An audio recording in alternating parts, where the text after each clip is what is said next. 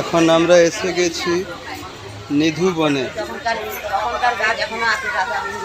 এখন এটা হচ্ছে নিধু বন। এই যে দেখুন, এই যে নিধু বনের সেই বৃক্ষ যে নিধু বনে ভগবান শ্রীকৃষ্ণকে রাধারানী শৃঙ্গার করতেন। সেই নিধু বন হচ্ছে এই নিধু। এই যে দেখুন, এই একটি বৃক্ষের বয়স কত এবং কিভাবে তারা এখনো পর্যন্ত জীবিত আছে।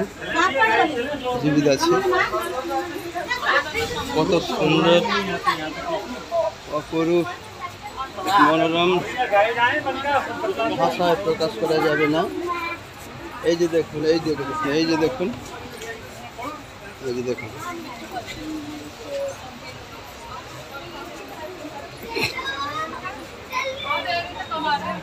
যে নিধুবনে ভগবান কৃষ্ণকে রাধারানীর শৃঙ্গার করাতেন। এখানে শৃঙ্গার করানোর পরে সেবা কুঞ্জে গিয়ে নৃত্য করতেন। এইটা হচ্ছে ললিতা কুণ্ড। এই যে দেখছেন, এইটা হচ্ছে ললিতা কুণ্ড।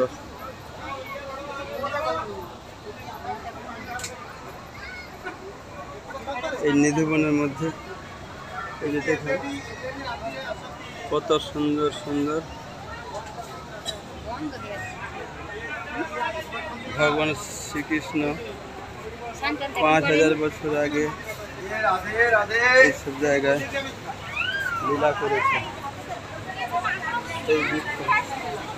সেই বৃক্ষ, এই যে বানরসোনা কত সুন্দর সেই গাছের মধ্যে খেলা করছে।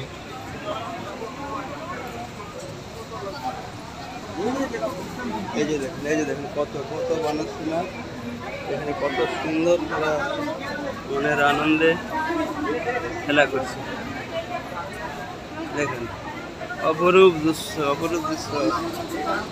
যে দৃশ্য মুখের ভাষায় প্রকাশ করা যাবে না, সেই দৃশ্য এইখানে দেখতে পাবেন। এই মনুষ্য জন্ম পাওয়ার পরে এরপরে যে আমরা মনুষ্য জন্ম পাবো কিনা সেটাও আমরা বলতে পারছি না। সবই ভগবানের কৃপার উপরে নির্ভর করছে।